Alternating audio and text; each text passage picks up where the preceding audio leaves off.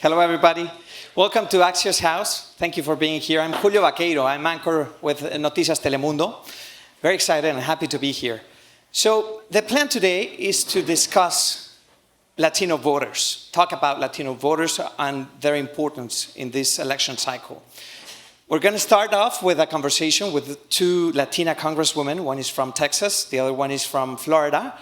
And then we're going to have a conversation about the findings of a recent poll that show what are the issues that matter most to Latino voters, and especially what do Latino voters really think about President Donald Trump. So it's going to be interesting, and let's just get to it. Help me in welcoming Congresswoman María Elvira Salazar and Congresswoman Mónica de la Cruz, please. Welcome.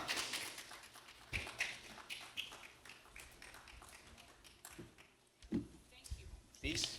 Appreciate it. Good to see you all. Here's your mic. Yes, thanks a lot.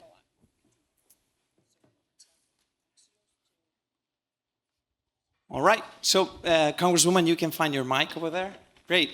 So, ready? Ready. I'm just telling my daughter To watch. Yeah, we're live. We're live streaming, correct. Okay. So let's get to it. I want to begin by talking about the news of the day. We finally know who's going to be President Trump's running mate. And I wonder, Congresswoman de la Cruz, in your opinion, if you think that J.D. Vance is going to help with Latino voters in your district. Well, I think that Senator Vance is an excellent choice.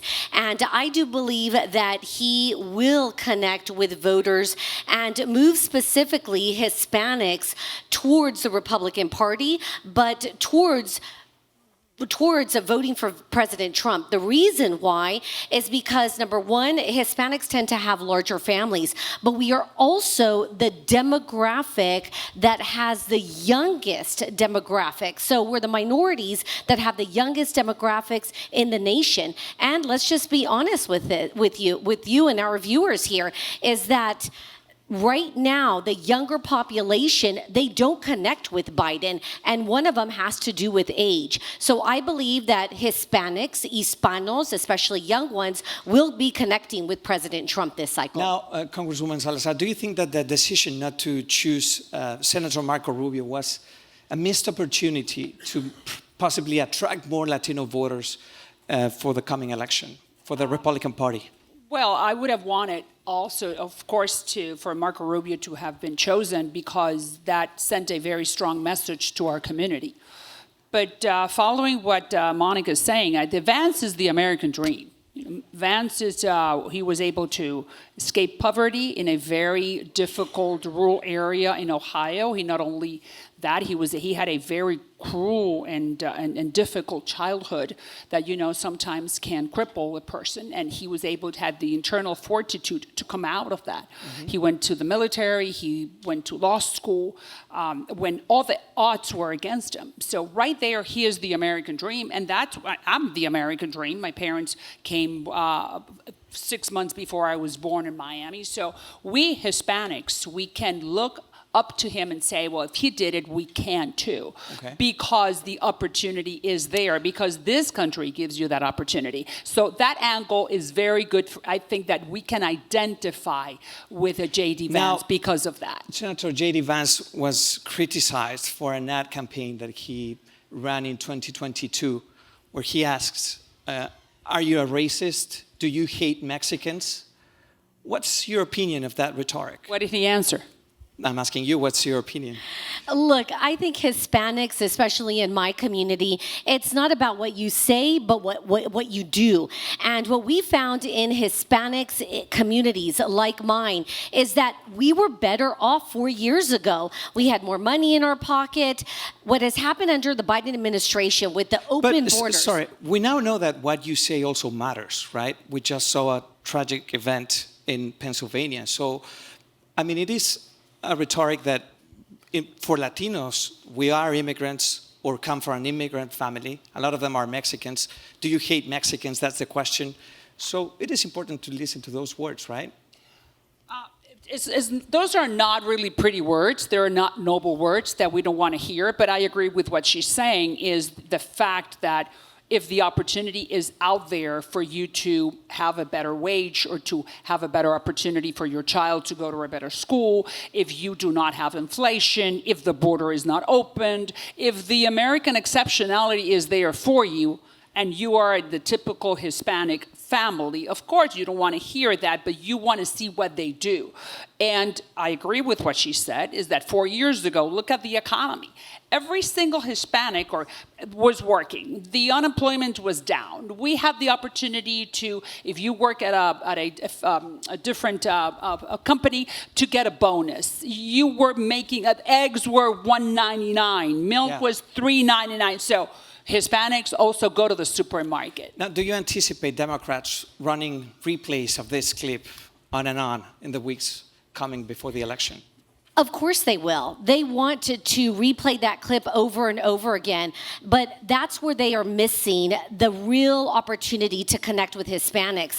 Because at the end of the day, when my tia is going over to the store and she's buying aguacates, she's not thinking about what President Trump said. What she's thinking about is, wow, I could buy this aguacate cheaper 4 years ago than today. And that's what they're thinking about, is the prices. As Hispanics, we have bigger families, more mouths to feed. And so at the end of the day, it's who is going to help me put food on the table. And we believe that it will be President Trump. So, yeah, you're right. Number one issue for Hispanics is the economy, inflation, the cost of living. And right after that comes immigration. President Trump wants to deport millions of immigrants. He's been talking about mass illegal deportations. Immigrants, Undocumented immigrants. Illegal. Correct. Mass deportations. But isn't that completely the opposite to what you've been proposing, Congresswoman Salazar? Well, the Dignity Act. Yeah, that is let's see what happens. And I understand what you're telling me, but I do know that sometimes those are rhetorics that you say while you're campaigning, and when it comes to time to govern, that may not happen. What I do know is that those hands are needed. The business community needs hands. People picking up the jalapeno peppers or the tomatoes or the oranges or cleaning the toilets or laying the bricks in the construction. So let's hold off and see what happens. And I agree that we had look. It's very important for everyone to understand that what the Biden administration has allowed in the last 4 years, 8 million people took him in through the border, is the worst thing that they could have done to the Hispanic community. Why? Because they have then put in the back burner all those topics that we were talking about and we were fighting for, the DACA kids, the Dreamers, the DAPA, the TPS, everyone who was waiting to have some type of legality or dignity, who has been here for 25 years, now all that is forgotten because of the border. Why did the Democrat Party do that to our community? Now, what do you hope President Trump does with immigration then? Well, I think that he should say it's not amnesty, it's dignity. And what does that mean? What does that mean is that right now the word is amnesty. We're not going to give amnesty. Well, those who are here and who have been here for more than 5 years, who have contributed, who have roots in the community, who has American children, don't have a criminal record and have been cooperating with the economy, maybe we should give them dignity. Those who just came in and belong to El Tren de Aragua, we should kill them. We should pull them by the hair and kick them out. But dignity means work here legally and maybe a pathway to citizenship. Dignity correct? Means at the beginning just to live a dignified life in the promised land, and that is the law that I'm presenting. Mm-hmm. Just give them dignity, bring them out of the shadows, and give them the opportunity to pay taxes under the dignity status. I'm not talking about a path to citizenship. And you know what? Our community, the millions of illegals, would love it. Congresswoman de la Cruz, so we've seen that Latinos are shifting to the Republican Party, especially working class Latinos. What are the plans of the party to win more Latino votes in the coming weeks from now until November? Do you have any specific strategies to reach Latino voters? I come from a district that is over 80% Hispanic, and we have seen this shift happening since 2016. In 2016, in Hidalgo County, that is over 90% Hispanic, Hillary Clinton won that district by over 40%.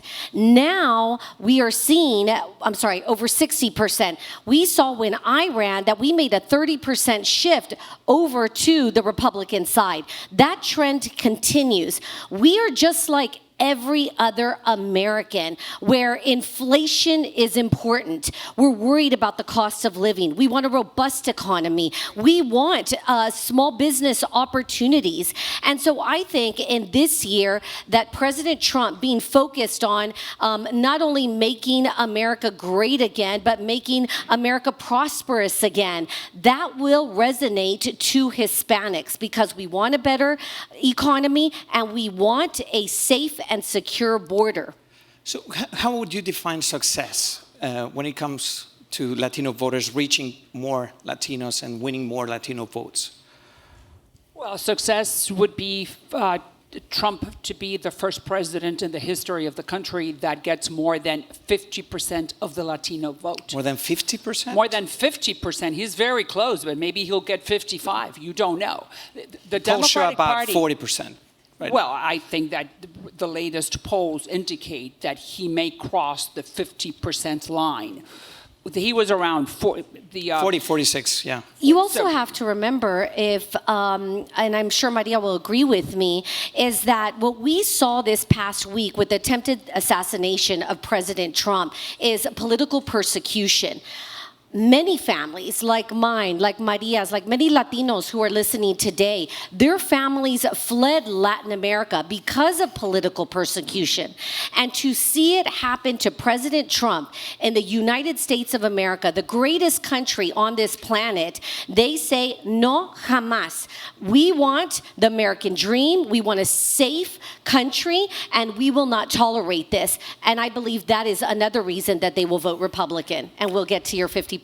Yeah, I believe that image of President Trump right after the attack, when he is raising his fist and he is in the presence of mind and the courage and the instinct just to say, let's keep on fighting, that image will change the perception of many people within our community and I would say the whole American public, that this guy is a guy of great courage, and that is what we need in a time like we're living. Specifically, Hispanics love strong figures, and he proved it that he is under the most extreme circumstance. Now, President Trump has said he's a changed man, and he's been calling for unity. What does he need to do to be able to unify the country, Congressman de la Cruz? As you mentioned before, words can matter. And I think that what we're going to hear from President Trump is a message of unity. If he is saying he wants to unify America, which he has already shown a path when he's done that with Hispanics, as I said, leading the country in small businesses, I think it's going to be his tone, his messages staying on point, which are the two things, the two messages that he will focus on: border security, keeping our nation safe, and a strong, robust economy. And given the circumstances, do you really think he can unify the country? I think that Trump and I have privileged information from people who are very close to him, that this is a different man. Trump changed. It's the hand of God. You know, I'm very religious. I do believe, and I send the word, that God spoke to him and said, I'm giving you a second opportunity for you to take the road that will unify this country that was created under the founding fathers and under the hand of God. He is I'm not going to say spiritual, I'm not going to give any adjectives, but I do know that he is a changed man. And we were talking about it that yesterday when he came out, and you were telling me that you were there, his demeanor, his expression but for is how different. long do you think that change is going to last? Listen, I don't know, but I do know that if you saw that bullet and you saw that image where if he had moved the head, he would be gone. I think that effect lasts for a long time. let's talk about the debates just before we go, very quickly. Do you think Latinos have been really considered into this debate planning and the conversation within the debates, given the importance that Latino voters will have in this election cycle? Congresswoman de la Cruz.